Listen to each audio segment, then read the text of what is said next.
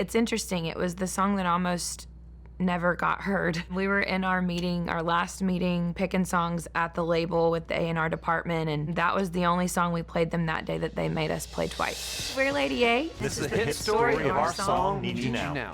A lot of people think that this song is about a booty call, but I would say more than anything, this song is just about the longing for the person that you love that you're no longer with. We've had people come through and talk to us and say that this song brought them back together with their long-lost love after years and years, or a song that got someone in the military and their spouse through a deployment. So it really just kind of varies. We came in to a publishing house called Big Yellow Dog. We had a write with a writer named Josh Keir. We had never written with him, but he had a big song called Before He Cheats with Carrie Underwood. So we were really excited. We got in there with Josh. He had about half of another song started. We finished that song, and we were about to head up and almost packed up the guitar cases, and Charles was like, I did have this one melody thing. Charles had started this chord progression. He was picking up acoustic guitar again. I had just learned a few chords from my brother and Dave a little bit, and even our guitar player Slim would kind of every day show me a little something, because I grew up playing a lot of drums and singing,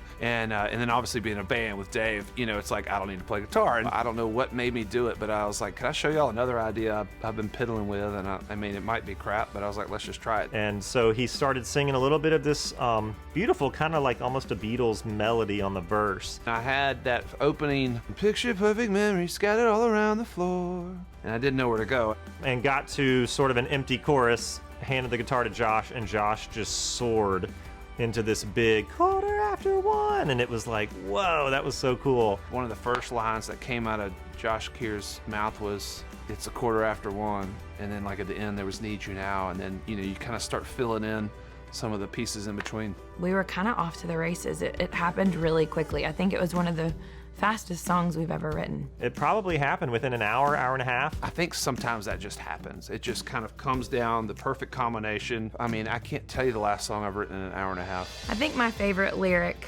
is the bridge. I guess I'd rather hurt than feel nothing at all. I think it's one of those lines that really explains so succinctly how you feel when you're no longer with someone you really, really loved. They know this is going to hurt them in the end by calling each other, but they're like, they can't, like, they'd rather hurt than not have any feelings. So it's almost like that addictive thing when you know something's bad for you or wrong for you and you just can't stop it. You don't want to feel numb, and sometimes you just would rather hurt than feel numb.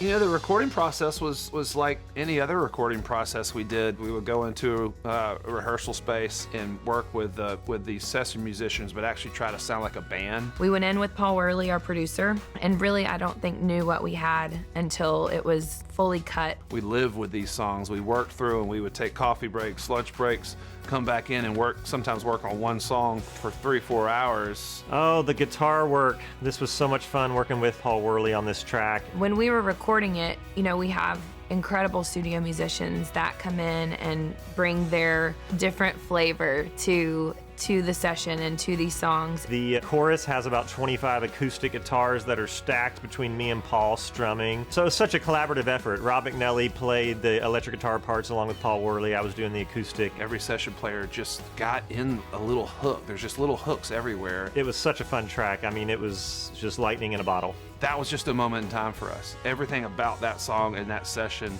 was like that at our best. I just thought it'd be a cool album track, maybe a last track on an album, something kind of cool and artsy. But we put it out, and sure enough, this thing started happening, which I have never seen in my life, where it just caught like wildfire. This song is definitely still, and I think will forever be, a huge highlight for us when we play live. Hearing the crowd scream after those first few notes on the piano, it never gets old. We love getting to play that song every night. Every time I get goosebumps and I think about where that song began and where it ended up and how life-changing that was. There's so much fate in everybody being in the right place at the right time for really great songs to happen, I believe. And it's a song that we are so unbelievably grateful for. You know, you hear a lot of artists talk about songs that have been really successful and how sometimes it starts to be difficult to enjoy performing it. This is not one of those. This is one of those songs that is still every night so fun to sing and really special to see the crowd get into it.